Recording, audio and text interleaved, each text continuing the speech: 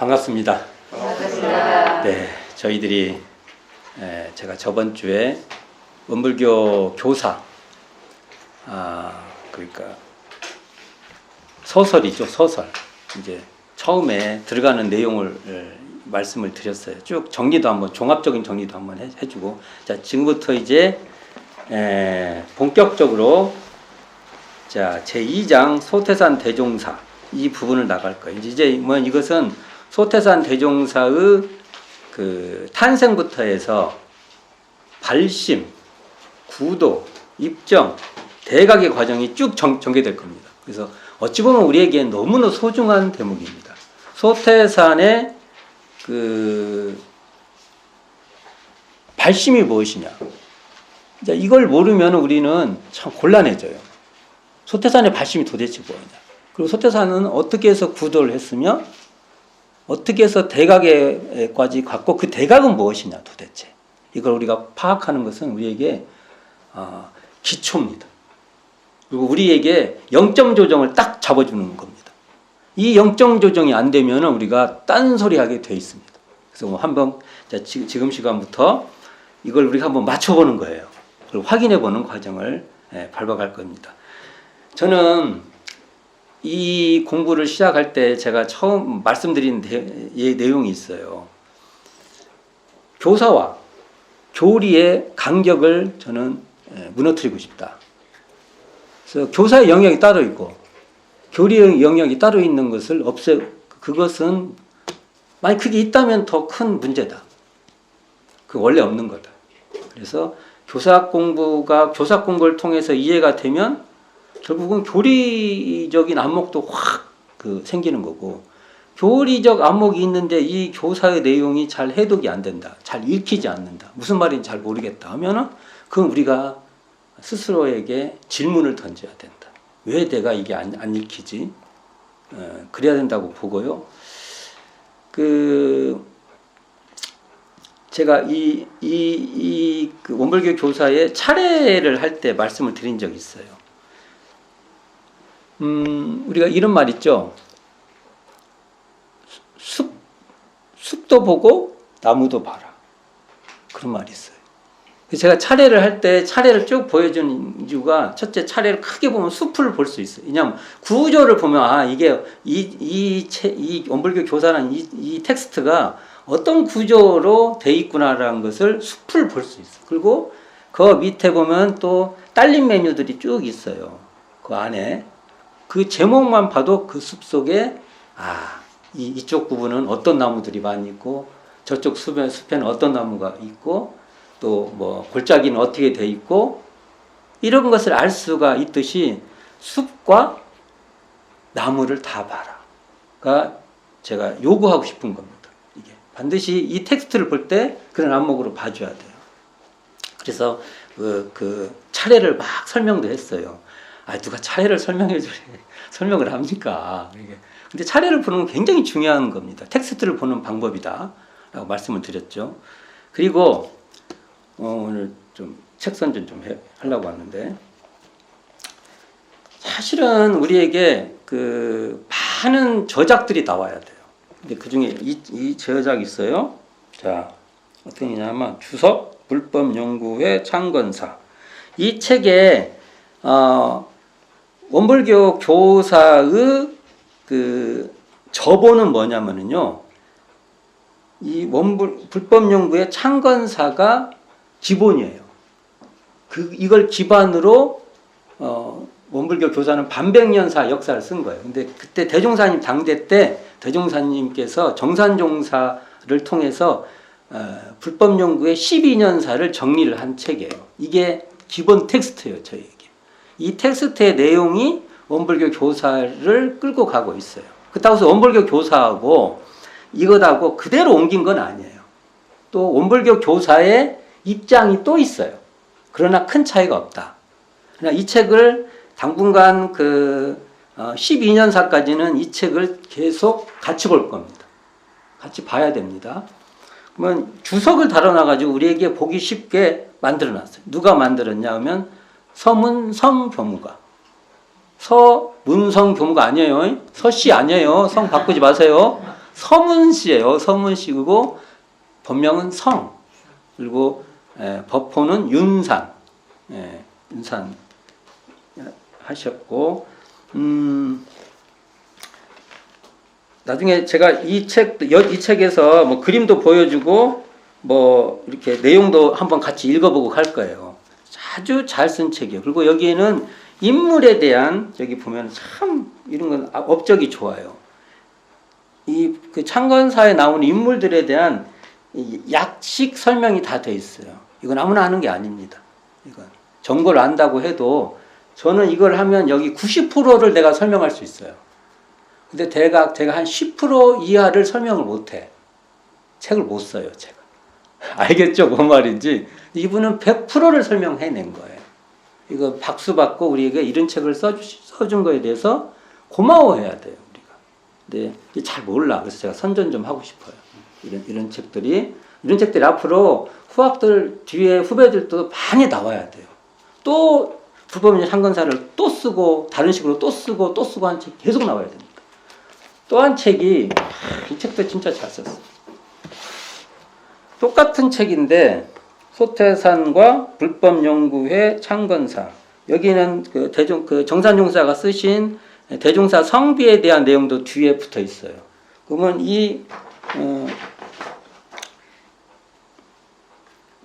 이것은 누가 썼냐면 김선명 교무님. 김선명 교무님이 이 책은 제가 자랑하고 싶어요. 너무나 자랑하고 싶은데,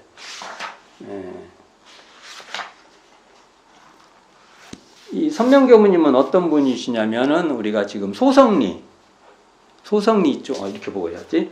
소성리, 우리가 우리가 군사무기가 들어온 데를 종교의 성지에다 군사무기가 들어오면 안 된다고 열심히 같이 정부를 설득하고 또 그 거대한 나라인 미국을 설득하려고 하는 일에 정말 그 추운 날씨에도 다 하신 분이에요. 근데 이분들이 더 위대한 점이 있어요. 우리가 알아둬야 될 내용이에요. 그런 분들이 저녁이 되면 또 시간을 내서 이 책을 공부한 거예요. 와, 이게 원불교의 저력이라고 저는 봅니다. 그 사이에도 이 텍스트를 보고 공부를 해서 그 공부한 결과로 이 책을 낸 겁니다. 여기에는 창건사가 쓰다가 보면 오기. 왜냐면 옛날에는 식자봉 이렇게 다 찍는 거예요. 그러니까 여기서 원고를 넣어도 잘못될 수 있고 그래요. 옛날 문헌들이 거의 그렇습니다. 그런 것들을 다 하고 또 어떤 쓰다 보니까 또 오류가 있는 게 있어요. 날짜, 기간. 예를 들면 10년인데 11년이나 썼다든지 막 그럴 수 있죠. 저도 막 하다 보면 뭐 그렇지 않습니까? 그런 것들 다 잡아놨어요. 이 책에. 그리고 보면은 참 편제도 잘 해놨어요. 참 이건 참 좋은 책인데 이쪽에 보면 원문 그때 당대 한쪽 있죠? 그럼 이쪽에다 그대로 옮겨놨어요. 그리고 오류도 잡아놓고 이렇게 참 소중한 작업을 한 책이에요. 이 책이. 그래서 우리 이런 교무님들한테 정말 고마워해야 돼요. 이런 책을 만들어준 거에 대해서. 더 중요한 것은 그러한 바삐 이렇게 성질을 수호하는 와중에도 또 저녁 때 되면 공부했다. 어디서 많이 들어본 소리 같지 않아요? 어디서 많이 들어본 소리가 대종사님이 자주 하는 방식이죠? 이게 그걸 하셔서 너무 좋아. 일을 하는 와중에서도 또 공부도 하고 얼마나 좋아요. 이게. 그래서 이런 책들을 많이 보고 이 책 굉장히 잘 돼 있어요. 이 책은 이 책대로 자 보세요. 이 책은 이 책대로 굉장히 소중함이 있고요. 이 책은 이 책대로 또 가치가 있어요. 그래서 이 두 책도 기회가 되시면 구해서 보실 수 있는 기회가 생기기를 바랍니다. 그리고 간간히 제가 이 책을 가지고 소개할 때 소개를 하도록 하겠습니다.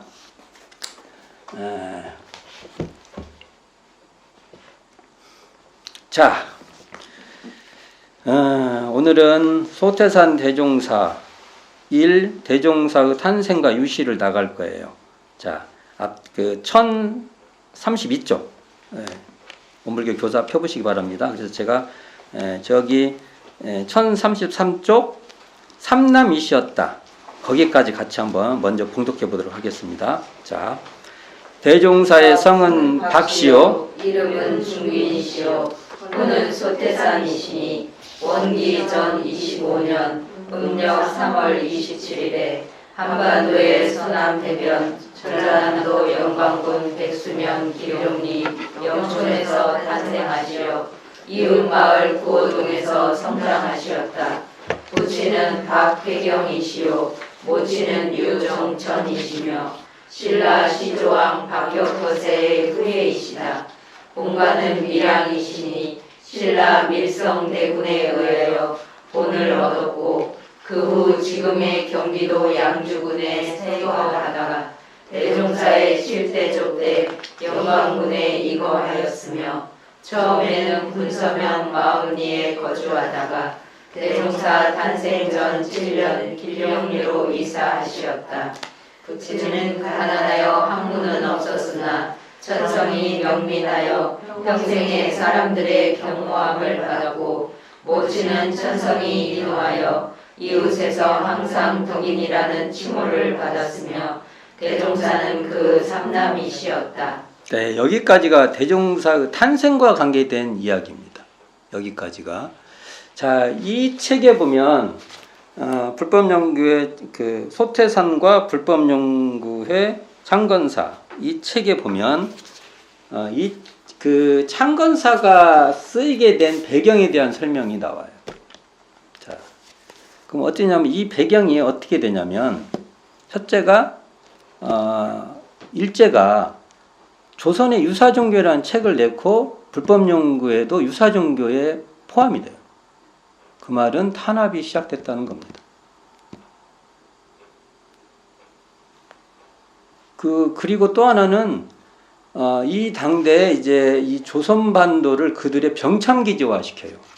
이게 막 만주 막 중국 침공 뭐 이런 쪽으로 해서 그래서 거의 이제 군사 전쟁의 동원 체제로 되는 겁니다. 그래서 상황이 쉽지가 않습니다. 굉장히 쉽지가 않고 나중에는 이 사람들이 이제 여기 보면 백백교 사건이 큰 그 전환점인데 요즘에 보면은 뭐 유사종교 뭐 이게 막 종교들 문제 생기지 않습니까? 그래서 백백교 사건이 생긴데 어쨌든 하여간 사람들이 그 안에서 많이 죽어요. 그게 이제 뭐 지금으로서는 일제가 조장한 것이다 뭐 이런 말도 있고 하지만 그건 중요한 게 아니라 백백교 사건을 계기로 어떤 이제 정책의 변화가 오는 거예요. 이런 개별 사건이 중요한 게 아니에요. 정책의 변화가 와요. 그래서 많은 종교들이 뭐 보천교, 대종교, 천도교 뭐 이런 뭐 27개 단체들이 다 해산을 당합니다. 해산을 당하는 것은 재산권을 쓸 수가 없는 겁니다. 그냥 해산 당하는 게 아니고요. 재산권을 다 박탈당하는 겁니다. 자, 이런 와중에 불법 연구에도 마찬가지죠. 거의 이 해산 단계를 작업이 들어간 겁니다. 작업이 들어갔어요. 지금 한번 상상을 해보세요. 지금 그러니까 제가 말을 드렸잖아요. 이 교사를 보는데 제가 저 창문 밖에서 유리창에서 불 따따시 대고 소파에 앉아가지고 저 바깥에 바람이 흔들리는 보는 그런 감정으로 보면 안 된다. 이 원불교 교사를 볼 때 그렇게 보시면 안 된다는 거예요. 창문을 열고 또는 깨버리고 그 바람이 나한테 불어와야 돼. 그래서 추워. 내가 그런 그 감정으로 봐야 돼요. 최대한 그런 노력을 우리가 해야 되는데 이게 그래서 나중에는 오죽하면 그 원기 22년기 1937년 그 총독부 경무국 보안과장이 새벽에 익산 충북에 급습을 해요. 갖고 그때 뭐 이 사람들이 근데 별 혐의가 없어요. 막 쉽게 말하면 회계장부를 다 뒤진 겁니다. 그게 대종경에도 나오죠. 그 불법 연구에 이거 보고 이게 나라를 맡겨도 운영하겠다. 그렇게 대종사님이 철저하게 관리를 한 겁니다.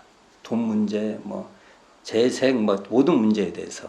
그래서 그때에서 남녀 문제를 엄하게 다루었던 거예요. 앉는 데도 다루고 그래서 우리도 총부 지금 들어가 보면은 총부에 들어가면 우리가 습관적으로 저는 총부에 그 대각전을 딱 들어가잖아요. 그러면 저는 습관적으로 왼쪽에 저는 가요. 안 시켜도 가요, 제가. 그리고 여성분들은 습관적으로 오른쪽으로 다 가요. 그게 옛날부터 그랬습니다. 그리고 앉는 것도 저쪽으로 절대 안 앉아요. 이쪽에 앉아요. 생각이 있어서 하는 게 아니에요. 지금 딱 그렇게 앉아요. 그래. 이때 이 문화풍토하고 관계가 있는 겁니다. 이때 그 과정하고. 그리고 그 뒤에 원기 23년 1938년 8월에 경무국장이라고 그 높은 사람이 와요. 이건 뭐냐면요. 이 회계까지 다 뒤져요. 재무조사. 뭐 모든 걸 다. 그런데 그때도 별 문제가 없는 거예요. 굉장히 강도 높게 들어온 거죠. 그 다음에 안 되니까 결국은 일본 불교의 고승인 조동종의 원로 우에노, 우리가 상야노사라고 부르는데 우에노를 보내갖고 이 사상점검을 한 거예요. 사상점검. 어디냐 지금 송대에 일주일간 머무르면서나 불법령이 관련된 책들을 다 본 거예요. 다 봤어요. 그러고 나서 보니까 교리내사를 해도 이 사람은 그 일본 그 조동종의 개조인 도겐, 우리로 말하면 도원이라고 그러죠. 우리는 근데 일본 발음 도겐인데 도겐 스님 같은 뭐 다 더 수승한 분이다라고 소태산에 대해서 이때부터 더 감목을 받아버려요. 그래서 일제는 우리를 없애는 쪽으로 가는 게 아니라 황도 불교화 시키려고 하는 겁니다. 일본은 전부 불교라고 또 보면 안 돼요. 일본 불교는 독특해요. 신도하고 불교가 다 플러스된 종교예요. 우리로 말하면 당군의 가르침하고 불교가 이렇게 합작되어 있는 거예요. 우리로는 또 이게 맞는가 모르겠어요. 대충 보면 그런 겁니다. 그러니까 불교라고 하지만 입장이 굉장히 다르죠. 이런 분위기예요. 제가 분위기 설명한 거예요. 아까 또 이제 병참기지와 얘기했죠. 자, 이러한 시점에 이 그 불법용계 창건사가 기술되게 됩니다. 이런 시점에. 그래서 이런 시점을 늘 우리는 한편으로는 긍정하고 또 한편으로는 비판적으로 봐야 돼요. 이걸 보고 해석하기라고 합니다. 그래서 그냥 주어진 답이 있는 게 아니에요. 그래서 이 문제는 늘 있을 겁니다. 이제 그런 안목의 전제를 놓고 저는 이제 지금부터 얘기를 풀어갈 겁니다. 여기서 보면 처음에 대종사 나왔어요. 우리가 보통 소태산 이 큰 제목이 소태산 대종사죠. 소태산 대종사. 여기는 붙였어요, 띄었어요. 한자는 붙였는데 한글은 띄었네요. 앞으로 우리 과제입니다. 이걸 붙여서 고유명사화 시켜볼까? 소태산 대종사 붙여버려요. 그러면 이것은 그냥 고유명사예요. 정산종사를 붙이냐 띄냐. 정산종사한테 많이 붙여요. 근데 소태산 대종사는 띄어요. 그렇죠? 만약 그렇게 따지면 정산종사 붙이면 소태산 대종사도 붙여야 돼요. 그래서 소태산 대종사를 고유명사로 우리가 앞으로 하는 게 우리의 과제입니다. 그냥 고유명사예요. 그냥 소태산 해도 우리 고유명사고. 소태산만 해도 우리 마음속에 막 느낌이 팍 있어요. 거기다 존칭 안 붙여도 돼요. 그냥 거기에 소태산 대종사 또 막 거기다 님 굳이 님을 왜 붙여?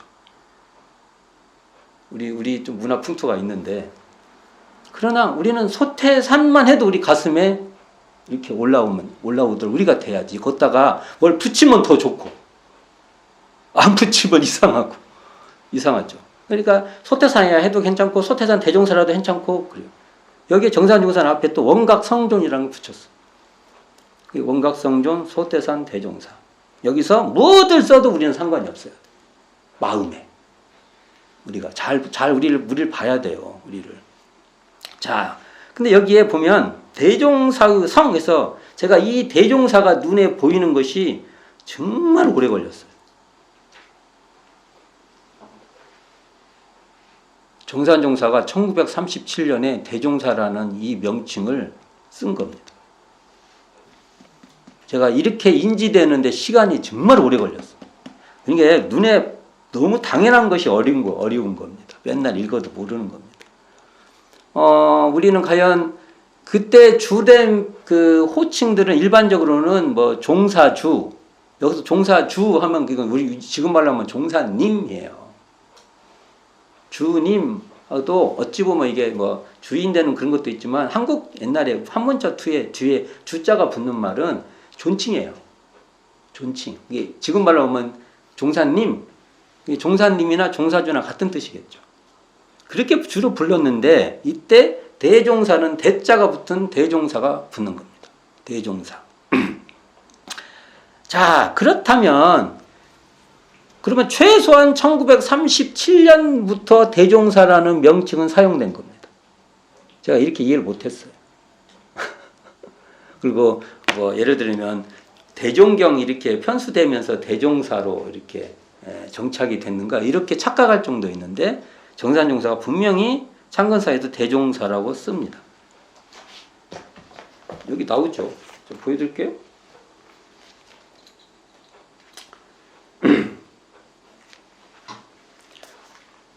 군의 대종사의 성은 이렇게 나오죠. 여기 보면 대종사. 그러니까 창건사 때부터 대종사를 쓰신 건데 그러면 이 대종사에는 호칭에 대해서 과제가 붙어요. 원래 대종사는 그냥 풀어보면은 어떤 사람은 영어를 같이 보면 좋다고 얘기를 하더라고요. 영어 번역. 이건 사실은 위대한 또는 뛰어난 스승. 그렇게 번역이 되겠죠. 위대한 스승. 근데 이제 불교 용어로 사용이 돼요. 이게 불교에서 이제 무슨 대종사 쓰죠. 근데 과연 불교는 그러면 제가 묻고 싶어요. 당신들은 어디서 갖다 썼습니까? 제가 묻고 싶은 겁니다. 이걸 이 출처를 묻고 싶어. 대종사의 출처를. 원래 대종사는 동아시아에서 장자에 나와 있는 표현입니다. 장자. 가만히 있어요. 장자가 전국시대 사람이에요? 선진시대 사람이에요? 선진시대 사람, 전국시대 사람 같은데, 이건 좀 찾아보면 알겠죠? 어쨌든, 선진이든, 진나라 이전이든, 진나라 이후든, 오래되신 분이잖아요. 그렇죠? 근데 이것을 불교도 갖다 쓴 겁니다. 거기 장자편에 보면 책을 보면 대종사 편이 나와요. 대종사 이렇게 나와요. 이 용어를 갖다 썼기 때문에 이게 전적으로 불교의 창작적 언어라고 말하는데 제가 동의할 수가 없어요. 힘이 세면 그냥 쓰는 겁니까? 그런 일이 비일비재해요. 제가 예를 하나 드려볼게요. 성경이 뭐예요? 성경이 뭡니까? 성경.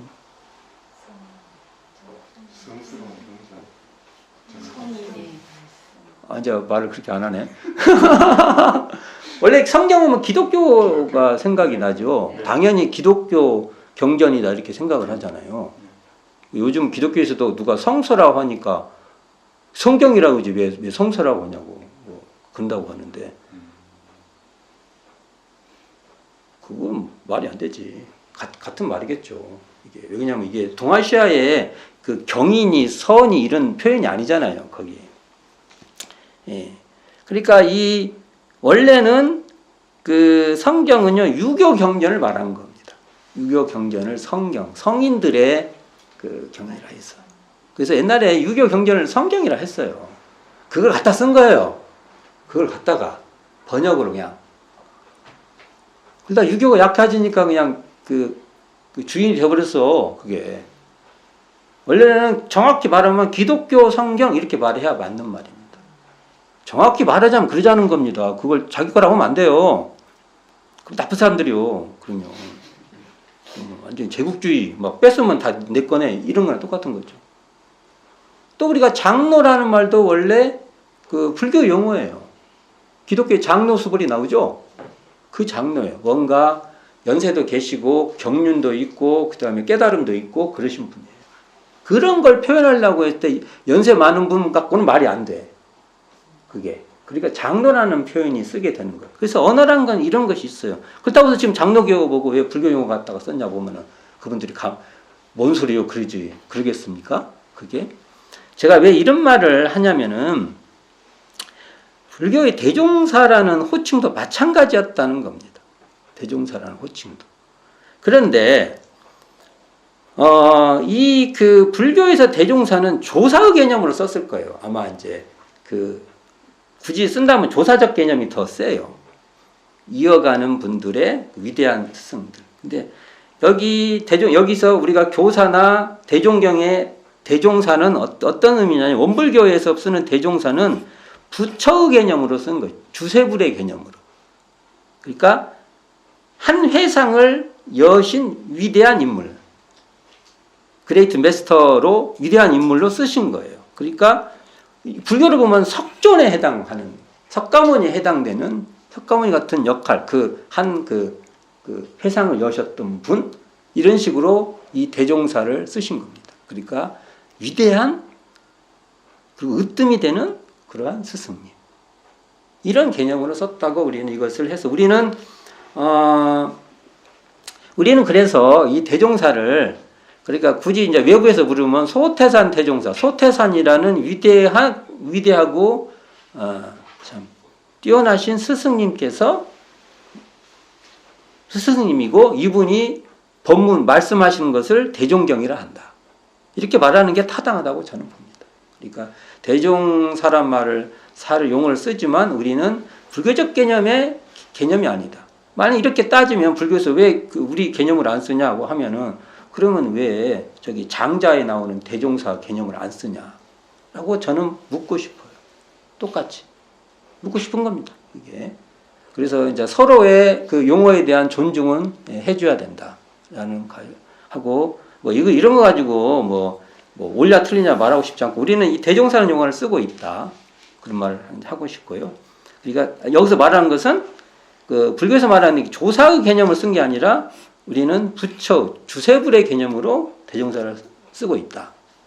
이렇게 말씀드리고 싶고요. 성은 박시호, 이름은 중빈. 여기 중빈 나오죠? 중빈, 이게 이제 호적에도 중빈으로 돼 있어요.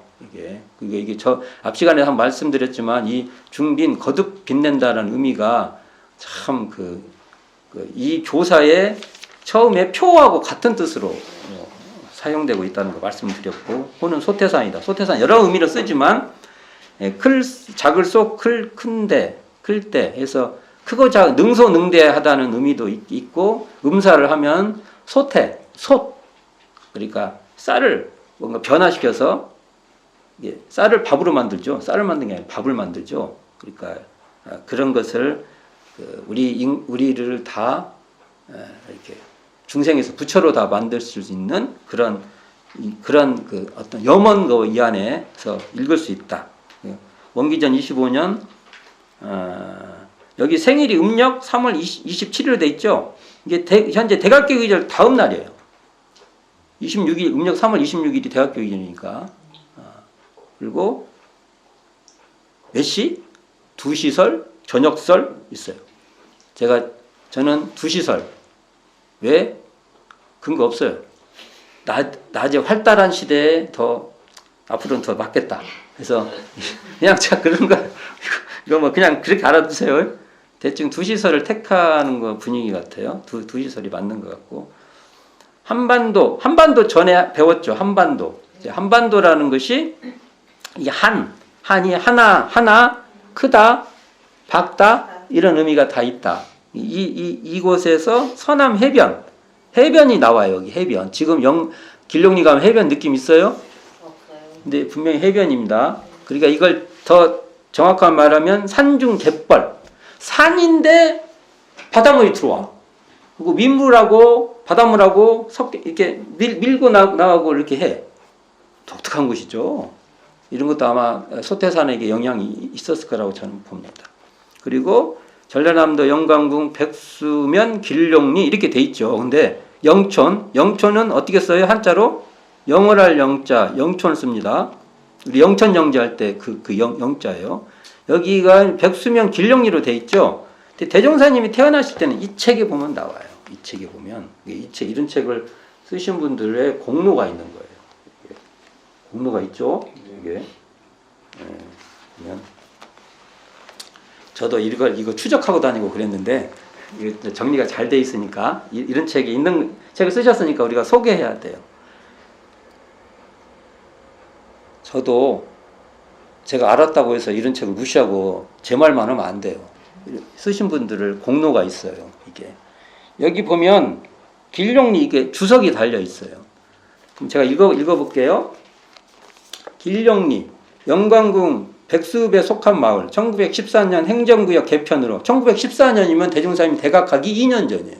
그러면 대종사님은 대각할 때까지는 이러한 길룡리라는 머릿속에 개념이 없으셨지.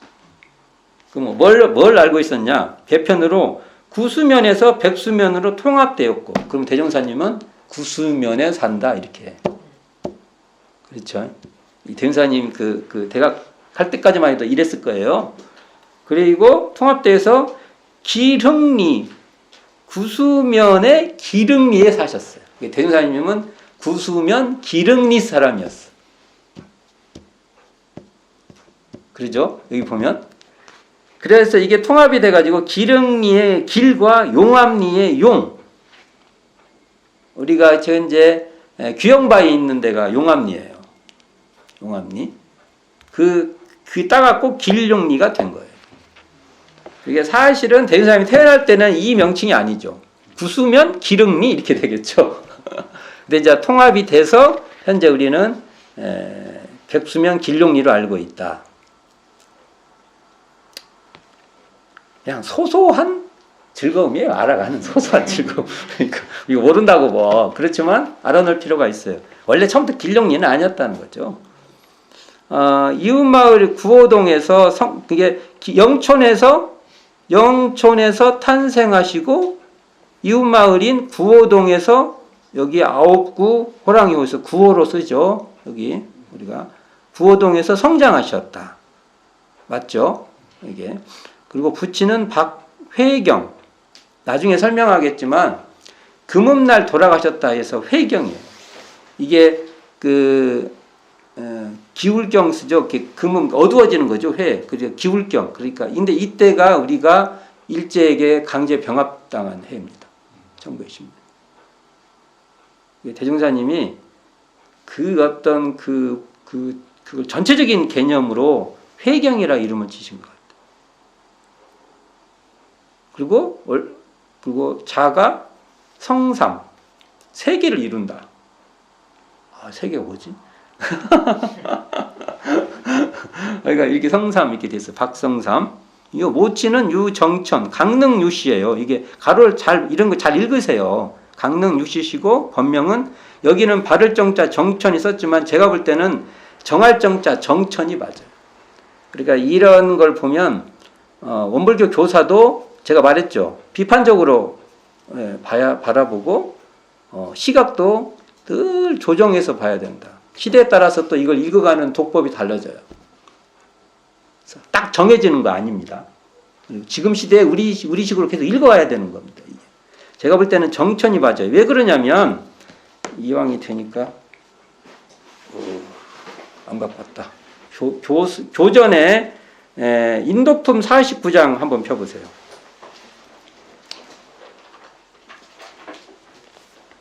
인도품 212쪽. 저 교전 한번 쳐보세요. 인도품 42장에 보면 212쪽 보면 중간에 보면 이런 말이 나와요. 자, 제가 한번 읽어드릴게요. 어머니한테 하신 말이에요. 인간의 생사는 다 1000명이 있는 것이오니 1000명 나왔죠? 모신께서는 안심하시고 항상 일심청정의 진경에 주하소서 이렇게 말합니다. 그러니까 정천 1000명이 정해져 있다 해서 정천 이 말이 나올 것이고 여기서 중요한 것은 정천이라는 말의 중요한 게 아니라 뒤에 생사를 당부한 거예요. 생사를 어떻게 당부했냐? 이 대명사 말씀 정확히 우리가 천도 나올 때 중요한 말인데 일심청정의 진경에 주하소서고 말을 한 겁니다. 여기 나오죠? 언어 개념. 그러니까 대종사님께서 모친께 그 열반에 지으면서 생사가 결국은 태어나면 죽게 된다는 말을 한 거예요. 그게 천명이 정해졌다는 의미입니다. 태어나면 죽는 것이 우리가 정해져 있다. 그러니까 돌아가실 때 항상 일심청정의 진경에 주하소서. 일심청정이 뭡니까? 우리가 이런 상자리예요. 우리 마음 그 자리를 어머니한테도 하신 얘기예요. 이게. 대임사님이 막 아무 때나 하시죠? 이런 얘기를 틈만 남았어요.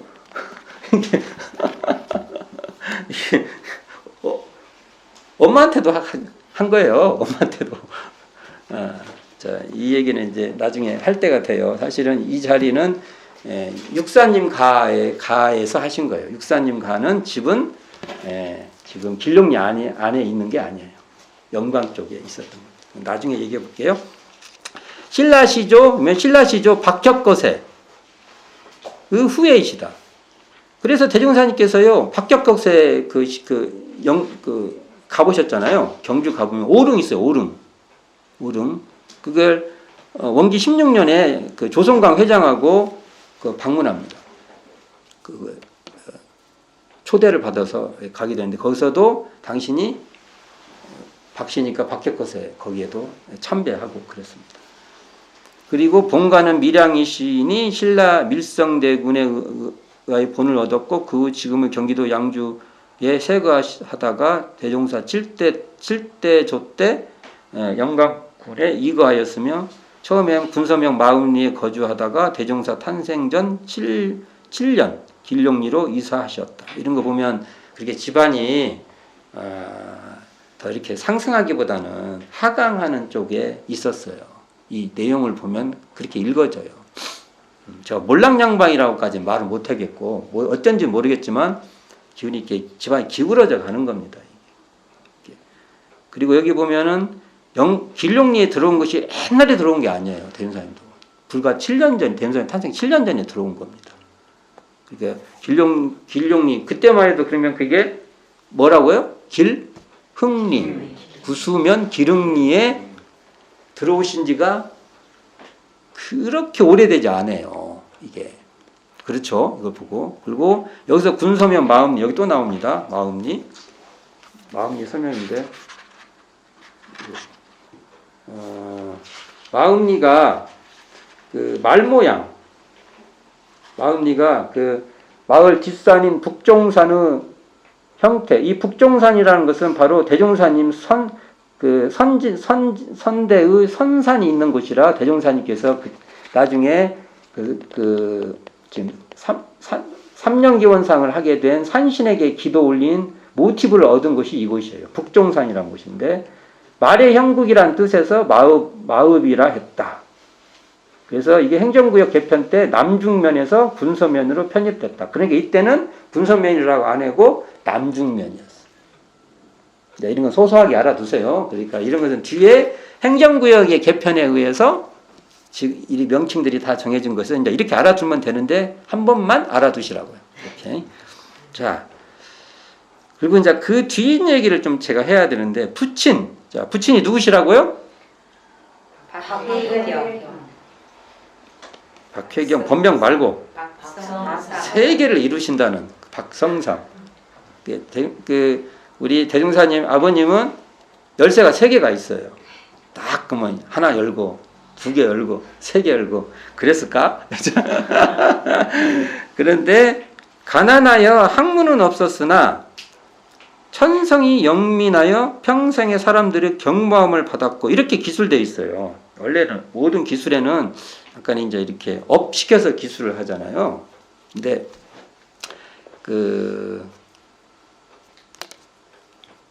박용덕 교무님 그 책을 읽어보면 이런 기술이 나와요. 어떤 기술이 나와요? 이분들이 다 취재해가지고 기술해 놓은 거예요. 그때 당대, 후대 사람들이 여러 말들. 그래서 박용덕 교무의 공덕은 교사상에 이루 말할 수 없어요. 이분이 아직 생존해서 그러지 아마 사후에는 그 가치는 그 가치대로 존중을 받을 것입니다. 그건 우리가 존중해야 돼요. 이때 이제 사람들이 우리 이 대종사님 부친을 어떻게 말하냐면 동네 분들이 경우 바르다 또는 이민, 이게 이문 바르다. 이문이 셈이 쫙 빨라요. 네, 셈이 빠르지 않은데. 그 때문에 용 잘 뺀다. 그게 이게 도도하다. 이게 당당했던 거예요. 이게 뭐라고 할까? 남한테 기죽지 않고 그러셨대요. 이런 걸 보면 굉장히 어떤 그 영대가 밝으면서 현실성이 있는 분이었어요. 현실 계산을 할 줄 아는 분이에요. 제가 이런 말 한 이유가 있습니다. 다 이런 얘기가 대종사님과 DNA와 연결되어 있어요. 대종사님하고 관련이 있다고요. 이 아버님의 그것이. 근데 이 경우 바르다는 경이 바르다는 거고요. 이문 바르다는 것은 계산이 빠르다는 소리고요. 용잘 빼다는 대가 찬 성격인데, 이게 어딘가 대종사님한테 이게 눈에 보이는 게 있어요. 이런 게 보면 어딘가요. 자, 그래서 이게 산중 바닷가인 이 길령리에서, 기릉리죠. 기릉리나 뭐 용암 뭐 이런 마을이죠. 구수리, 구수면 이 일대에서 다툼이 많으면은 그 중재를 이 대종사의 부친인 박성삼께서 많이 하신 겁니다. 그리고 참 고생을 많으셨겠죠. 배운 것도 없고. 아마 첫 번째 대흥리에 우리가 대흥리에 아마 사셨을 가능성이 높은데요. 왜 그러냐면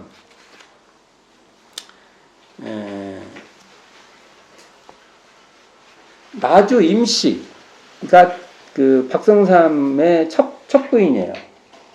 첫 부인. 나중에 또 말씀드릴 거예요. 근데 그거 이제 사별하시는데, 이분이 지금 우리가 올라오다 보면 영산에 이렇게 들어가던 백두계제를 넘어가게 되는데 그쪽 옆쪽에 대흥리라는 마을이 있어요. 거기에 아마 처음에 어떻게든지 연관이 돼 있었을 거예요. 근데 이 박성삼 이분이 영대도 받고 하니까 거기서 인정받고 하면서 아마 이 나주 임씨하고 결혼했을 거예요. 그래가지고 아마 이 길롱리 쪽으로 들어오지 않았나 이렇게 추측을 할 수가 있습니다. 추측. 충분히 추측이 가능하죠. 그런 면이. 자, 그리고 그러면서 우리 대종사 부친께서 영광의 조승지라는 지역에 아주 토지가 많으신 분이죠. 또는 서울 출신인 사람들, 박의관이라는 뭐 이런 사람들의 토지를 관리하는 마름 역할을 한 거예요. 왜 마름 역할을 했겠어요? 셈이 빠르고 또 경우를 잘 바르게. 그러니까 어떤 분이었냐면 대종사님 부친이 좋은 분이었어요. 이것도 대종사님하고 관계가 있어요. 아버님이 좋다는 게 뭐냐면 그냥 막 잘해주는 게 아니라 계산을 정확히 해서 현실적인 판단을 해주시는 분이었어요. 우리가 좋다는 거 그런 거잖아요. 어려운 이건 이렇게 하고 저건 저렇게 하고 이렇게 다. 그러니까 도조를 내잖아요. 땅 이제 농사를 지면 이렇게 내야 하잖아요. 옛날에는 보통 5화를 내고 막 그랬대요. 5화 보통 이거 참. 그러면 어떻게 했냐면 이 대종사님의 부친 이 성삼공은 어떻게 했냐면 그때의 토질 계절 상황에 따라서 많은 사람이 납득이 되게끔 선제를 매긴 겁니다. 이게 다 모아놓고 자, 이 사람이 이만큼이면 여기는 토질이 어떠니까 얼마를 더 빼고 이 사람은 토질이 더 좋으니까 얼마를 더 내고 계절이 이번엔 이랬으니까 작년에 비해서 얼마를 내고 이런 걸 정말 근데 이게 되나? 나는 이게 뭐 하면 이게 계산이 안 되는데. 근데 이것을 뭐 옛날에 그랬다고 하더라고. 옛날 계산하면 뭐 작대기 이렇게 놓고 딱딱딱 놓고 계산을 다 했대. 그 지혜가 있는 겁니다. 우리하고 다른 머리가 있는 거죠. 아마 이런 건 다 대종사님에게도 유전됐을 거라고 봐요. 이 아버님의 이런 기질. 대종사님도 대천대가 계시고 그러시죠. 이제 그런 면이 있고 어머니는요. 강릉 유시인이 어머니는 얌전했대요. 어머니는 정말 얌전했다. 우리 그 가족 관계, 우리 이모는 정말 얌전했다. 이런 말을 해요. 그런 거 보면, 제가 왜 이런 말을 하냐면, 대종사님 주변에 이 그라운드 설명을 제가 지금 가족 관계를 하는 거예요. 이 속에 성장한 우리도 그러잖아요. 아이들 키워보면 알잖아요. 그 속에서 크지 않습니까, 우리가? 이런 것이었다. 그래서 이걸 조금 더, 이 책 펴보세요. 어디를 피냐면, 소태산 대종사의 가계도 한번 펴보세요. 왜냐하면 37쪽 쭉 보겠습니다. 제가 한번 읽어가면서 설명을 좀 해보겠습니다. 소태산 대종사가 태어날 때 이미 그 위로 이복형과 누이가 있었고, 그렇죠? 이복형과 누이가 있었고, 또한 의붓형과 누이가 있는 가족관계였습니다. 이복 형제인 큰딸과 두 형, 의붓 형제인 누님과 형이 있었다는 것이죠. 자, 소태산 대종사의 부친인 박성삼은 군서면 마음리에 살다가 백수면 천정리 대흥마을의 나주 임씨와 결혼한 후 백두계 계제 너머의 길롱리에 정착하는데 아마 대흥리에서 그 영미남이 인정되어 나주 임씨 집안과 인연이 된 듯 하다고 보는 것이죠.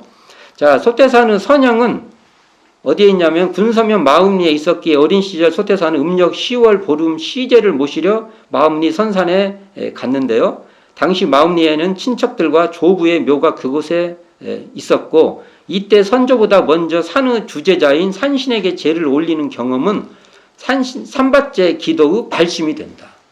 여기서 발심이 된 거죠. 그래서 마음리 선산, 기회되면 한번 가볼 겁니다. 마음리 선산은 삼령기원상의 발심지다 이렇게 말할 수 있는 겁니다. 거기를 가면 삼령기원상을 발심이 난 거예요. 자, 소태산의 부친인 박성삼은 나주 임씨와 결혼하여 이남 1년을 두었으나 상처하게 됩니다. 좀 건강이 좀 안 좋으셨던 것 같아요. 강릉 육씨와 사이에는 다시, 그리고 강릉 육씨와 사이에서 다시 이남 1년을 두게 되는데 나주 임씨와 강릉 육씨는 임술생으로 동갑내기십니다.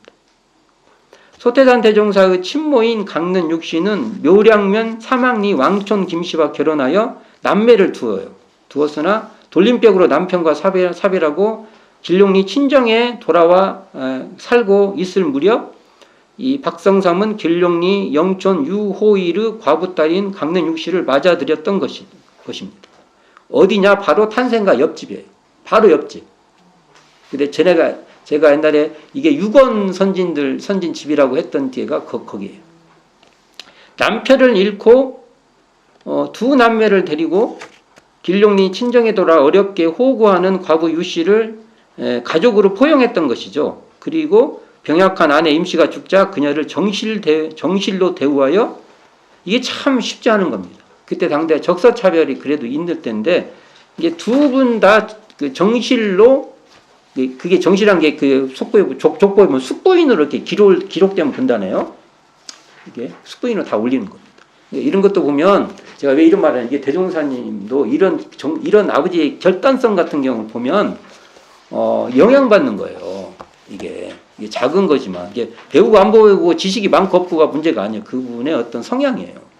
자, 소태산의 이복 형제는 큰 누나와 군옥, 만옥 두 형이 있으며 큰형 군옥은 소태산보다 12살 손위로 방언조합 시에 목탄 구입과 운반체 역할을 했어요. 그러니까 대주사님이 방언공 그 저축조합 할 때 협력하셨던 분이에요. 중년에 살기 어려워지자 막내 한석이 사는 연성리로 옮겨 살기도 하고요. 또 소태산의 인도로 노사라는 그 법명을 받아요. 그리고 소태산 대종사 열반시에 상주로 참여하게 됩니다. 그래서 대종사 열반 사진을 보면은 사진이 있어요. 그러니까 소태산 영구를 모신 유가족 사진에 등장하게 된다는 거고, 작은 형 만옥은 일찍 별세예요. 그리고 그 자녀들이 전무추진하고 있다. 이게 있고요. 소태산의 의붓형인 김정집은 삼밭제 가는 구호동 뒷산 그 골짜기인 큰골, 제가 큰골은 제 추론이지만 단골이라는 의미에서 큰골이 붙었을 거예요. 그러니까 옛날에 말하면 그 단골이 있지 않았나. 그래서 큰 골이라고 아마 붙였을 거라고 보는데 그 숲 거기서 제가 한번 가봤죠. 거기 숲 굽는 터 그다음에 집터 같은 그것도 있고 거기에 살았어요. 그 일대 어딘가에 살으셨어요. 숯을 굽고 살았으면 방언조합 시절 그러니까 저축조합이죠. 제가 이거 방언조합은 저축조합입니다. 저축조합 시절 사업을 할 때 목탄 사업을 전개할 때 협조했어요. 그게. 그러니까 그게 그 숯을 구워서 그 숯 구운 것을 그 저축조합에 넘긴 거죠. 정집의 누나는 무장 오씨 가문에 시집 갔다고 하며 안타깝게도 김정집은 빨갱이에게 밥해줬다는 이유로 불타 죽게 됩니다. 옛날에 우리가 슬픈 역사입니다. 이게 누가 죽였다고 말 안 할게요. 자, 왕총 김씨들은 향후 불법 연구와 인연이 되어 그러니까 그 대중사님 어머니가 첫 번째 시집 갔던 그 왕촌 김씨들은 왕촌교당을 세우고 그 일족들이 전부 추진하게 됩니다. 참 이게 서년들로 막 이어지죠. 이거 보면 또한 소태산의 구도시 찾았다는 불갑산 용문함은 불갑산 인근인 사망리의 왕촌 김씨께서 출가했던 모친 강릉 육씨와 관련이 있을 것입니다. 아마 어머니가 굉장히 가봐라 추천했을 거예요. 그러면 이때 여성들이 조용히 찾아갈 수 있는 암자가 아니었을까라는 생각이 듭니다. 왜냐하면 보통 불갑산은 막 커요. 거기는 이제 막 눈에 튀어서 해야 하잖아요. 근데 이러면서 조용히 가도 부담 안 되고 하는 것이 용문함이 아니었을까. 거길 가봐라. 아마 분명히 그랬을 거다. 저는 봅니다. 소태산에 부친 박성상과 모친 강릉 육씨는 큰딸과 아들 둘을 낳게 됩니다. 큰딸이 대문사의 누나죠. 도선화. 제가 전에도 한번 말했는데 그냥 도선화 했습니다. 소태산 그다음에 대종사님 그다음에 박한석 본명이 동국이죠. 소태산 대종사는 박성상과 강릉 육씨 사이에서 태어난 첫째 아들이며 성삼공 입장에서는 아버지 입장에서는 셋째 아들이에요. 그렇죠? 셋째 아들. 그래서 여기 삼남 이렇게 돼 있는 거예요. 삼남. 성삼공은 나주임씨 소생 두 아들을 출계시키고 셋째 아들인 소태산 박중빈은 후사로 있는 자식으로 선택한 거예요. 기대가 있었던 거예요. 대종사님한테. 그리고 향후 부친에게 회경, 모친에게는 정천이라는 법명을 대종사님께서 드리죠. 자, 이게 중요합니다. 그 다음부터 중요한 겁니다. 이거 하려고 이렇게 쭉 온 거예요, 제가. 앞에 하는 것은 이거 하려고 온 게 아니에요. 뒤에 이 말 하려고 앞에 그렇게 그냥 용을 쓰고 얘기를 한 거예요. 자, 이거 봅시다. 소태산 대종사의 가족 관계는 어찌 보면 다원사예요. 다원 구조예요. 하나로 이렇게 일반적인 게 아니라 이렇게 복합적인 구조로 돼 있어요. 소태산은 이러한 가족 구조를 은혜의 관계로 깨달은 겁니다. 자, 이게 중요한 겁니다. 은혜의 관계로. 의붓 형제와 이복 형제는 다 한 가족으로 삼았을 뿐만 아니라 뒷날 사은사상을 깨닫는 계기로도 되는 겁니다. 이런 것이 다 동포운 같은 경우에 다 관련이 있습니다. 이런저런 얽힌 부모와 형제의 관계 속에서 진정한 은혜를 발견했던 거예요. 이 관계를 소태산 대종사는 자리이타로 삼고 자리이타로서 보은의 관계로 삼았던 겁니다. 그래서요, 제가 이렇게 봐요. 방언공사 때 또 저축조합 할 때 이 형제 이복, 의붓 막 이렇게 형제가 다른데 그 형들한테 손해되게 안 했어요. 이게 중요합니다. 그리고 대종사님도 손해를 안 봤어요. 이분도 이익이 되고 나도 이익이 되고. 왜 그러냐면 이런 관계 속에서 이게 청정한 자리에서 텅 빈 자리에서 고요한 자리에서 신령한 자리에서 드러나는 동포 진리였어요. 이런 관계가 결국은 그런 것까지 열게 하셨다 이렇게 봐요. 소태산의 가족관계는 다원 사이의 모본이 될 만하다. 아버지와 어머니가 다르고 아버지를 또 설사 아버지를 모른다든지 또는 어머니를 모르는 출생이라 할지라도 서로 가족이 될 수 있다는 그 은혜를 밝혀주신 거라고 보고요. 한부모 또는 설사 혈연이 아닌 또는 동성의 인연이라도 가족이라는 네트워크를 이룰 수 있다는 그것을 보여줬다고 봅니다.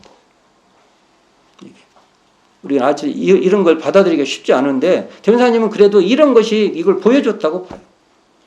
소태산의 사은사상은 그저 허공에서 떨어진 것이 아니라 이와 같은 이게 복합적이고 다원적인 가족 구조 속 이런 현실 쪽에서 치열하게 구도하신 거예요. 왜 고민이 없었겠어요, 대종사님? 고민이 있는 속에서 대각을 통해서 그것이 확 열어놓은 겁니다. 이런 치열한 구도를 통해서 잉태되고 태동된 것이 바로 대종사의 이론상 사상이고 사은 사상이다. 천지은, 부모운, 나중에 부모운도 설명하겠지만 여기서 동포운 또 법률은 이런 게 다 이런 것과 관계가 있다. 그래서 소태산의 가족관계는 미래의 가족이요 또 미래의 가정으로 우리가 모본 삼고 해석해야 된다. 저는 이렇게 봅니다. 이 텍스트를 읽을 때 가장 중요한 것이 이 부분이라고 저는 봅니다. 이렇게 너무 이걸 보고 너무 지나치지 않냐. 제가 말씀했죠. 계속 해석을 요구한다. 우리는 해석해야 될 것입니다. 이렇게 저는 해석해 보고 싶습니다. 오늘은 대종사의 탄생과 대종사의 가계도, 가족관계 이런 것을 종합적으로 살펴보고 그 의미에 대해서 해석해 봤습니다. 많이 생각해 보기를 바라면서 오늘 이상으로 마치도록 하겠습니다.